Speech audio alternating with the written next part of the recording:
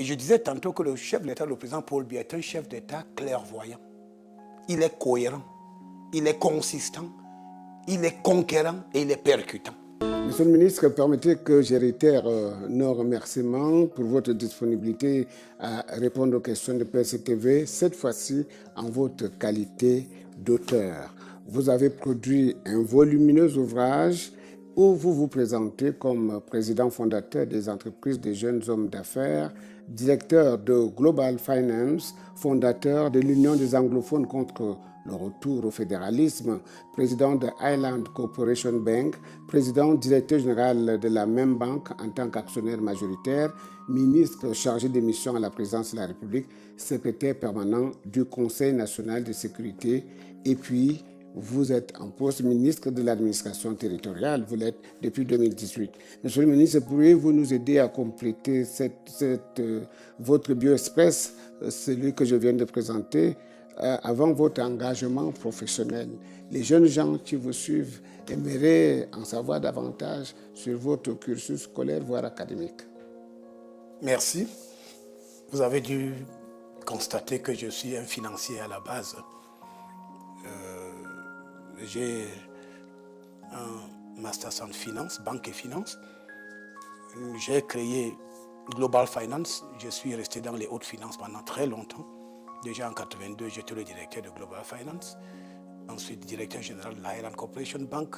Président directeur général quand j'ai racheté, n'est-ce pas, la banque. Je suis devenu actionnaire majoritaire.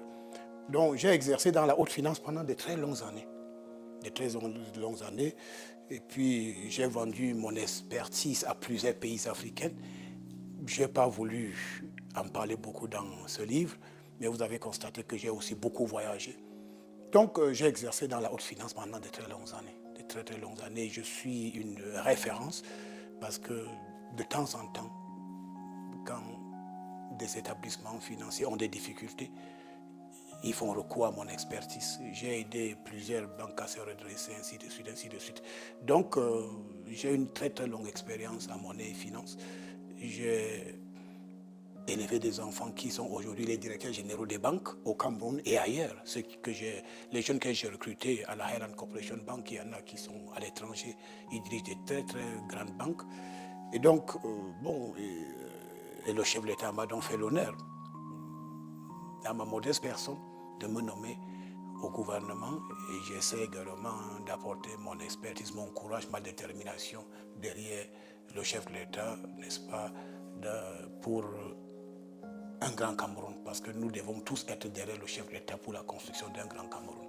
Alors, comme vous le savez, s'engager à écrire un livre et même à le publier, c'est accepter de se livrer un tout petit peu. Alors, qu'est-ce qui vous motive ici et maintenant à faire braquer sur vous les feux des projecteurs, au propre comme vous figurez? Alors d'abord, le livre, c'est pour parler du président Paul Biya. Parce que je constate que les Camerounais ne connaissent pas le président Paul Biya. Le président Paul Biya, c'est au-delà de tout. C'est un chef d'État qui suscite l'admiration. J'ai voulu parler de 37 ans d'engagement permanent derrière le chef de l'État. Et je disais tantôt que le chef de l'État, le président Paul Biya, est un chef d'État clairvoyant. Il est cohérent, il est consistant, il est conquérant et il est percutant. Le président Paul Biya a beaucoup de finesse dans tout ce qu'il fait. Il aime le travail bien fait. Il n'aime pas des gens paresseux. Il n'aime pas des gens qui se découragent au premier obstacle. Donc j'ai voulu d'abord présenter qui est le président Paul Biya. Surtout peut-être aux Camerounais et aux étrangers. Parce que plusieurs personnes parlent du président Paul Biya sans le connaître. Donc le livre, c'est d'abord parler du président Paul Biya. Ce qu'il a fait pour le Cameroun, ce qu'il a fait pour l'Afrique et son expérience qui va au-delà même du Cameroun. J'ai eu la chance d'assister à plusieurs audiences quand j'étais à la présidence. Et puis les invités du président Paul Biya, ils disent tout le temps que le président Paul Biya n'était pas né pour gouverner le Cameroun.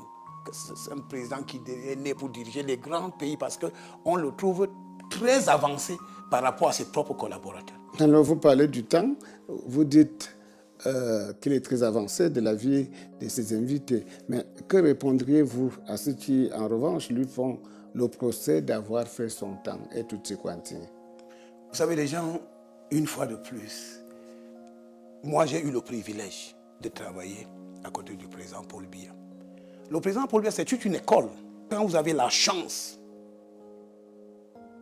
d'être reçu en audience par le président Paul Biya, il vous donne toute une leçon de vie pendant l'audience. Et le président Paul Biya vous met à l'aise parce qu'il vous donne des conseils pour l'avenir. Et ce qui nous a fascinés, ce qui m'a souvent fasciné, c'est la profonde connaissance du Cameroun et du monde.